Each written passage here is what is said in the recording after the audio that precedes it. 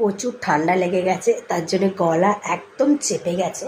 আর এখানে মাম্মাম ঘুমাচ্ছে দেখতে পাচ্ছ। তো এখন বাজে 1:20। তো আমার একটা পার্সেল এসছে, অর্ডার দিয়েছিলাম বাট বোধহয় এই 1 সপ্তাহ আগে।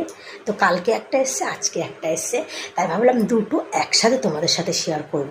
তো এই দেখো, তো আমার লিপস্টিকগুলো তো সব শেষ করে দিয়েছে, একটাও আর লিপস্টিক নেই।